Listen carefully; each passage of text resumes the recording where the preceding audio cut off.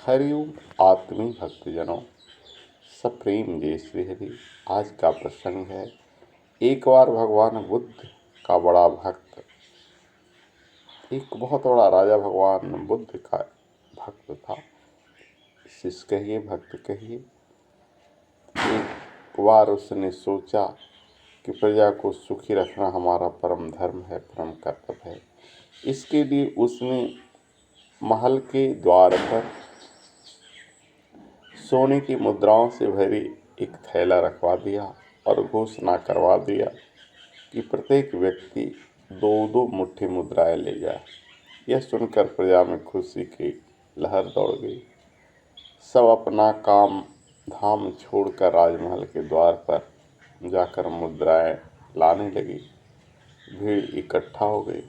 बुद्ध को यह बात पता लगी तो वे एक ब्रह्मचारी का वेश बनाए और वहां पहुंचे। उन्होंने 2 मुट्ठी मुद्रा उठाई और चल दिए। कुछ दूर जाने के बाद वे लौट आए और उन्होंने मुद्राएं वहीं पटक दी। राजा ने इसका कारण पूछा तो बोले, सोचा शादी कर लूं, पर इतनी मुद्राओं से कैसे काम चलेगा। राजा बोला, 2 मुट्ठी और ले लो। बुद्ध ने 4 मुट्ठी मुद्राएं उठा ली और चल दिए। थोड़ी देर बाद फिर लौट आए और बोले, शादी करूँगा तो घर भी चाहिए। राजा बोले, 2 मुट्ठी और ले लो। बुद्ध मुद्राएं लेकर चल दिए। फिर लौट आए और बोले, बच्चे भी तो होंगे, उनका भी तो खर्चा होगा।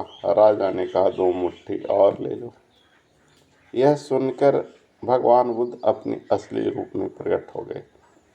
राजा ने उन्हें प्रणाम किया और बुद्ध राजा से बोले, राजन, दूसरों पर निर्भर रहने से कभी किसी का कल्याण नहीं होता है। इस तरह से तो प्रजा आलसी और कामचोर हो जाएगी। प्रजा को परिश्रम करके आजीविका पाने का रास्ता दिखाइए, तभी प्रजा का कल्याण होगा और वह सच्चे रूप में सुखी रहेगी। प्रजा को मुद्राएं देने वाला राजा मूर्ख होता है। रुपये पैसे की लालच से देने वाला राजा सबसे बड़ा मूर्ख होता है।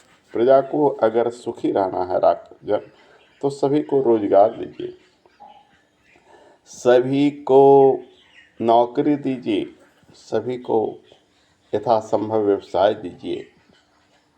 मुद्रा देकर तो सारे के सारे आलसी आक्रमण हो जाएंगे। प्रजा को स्वावलंबी बनाएं। राजा को अपनी गलती का एहसास हो गया और उस दिन से वह प्रजा की योग्यता अनुसार किसी को सैनिक में, किसी को लिपिक में, किसी को जो नहीं पढ़ा लिखा हुआ था व्यवसाय के लिए, कोशिश किया कि हम हर किसी को स्वावलंबी बनाएं। किसानी को उसको परिश्रम करने के लिए, उसके खेत के लिए मुआवजा देकर उस तरह से प्रेरित किया। समय समय पर खाद पानी के लिए पैसे देना आदि उसने शुरू किया।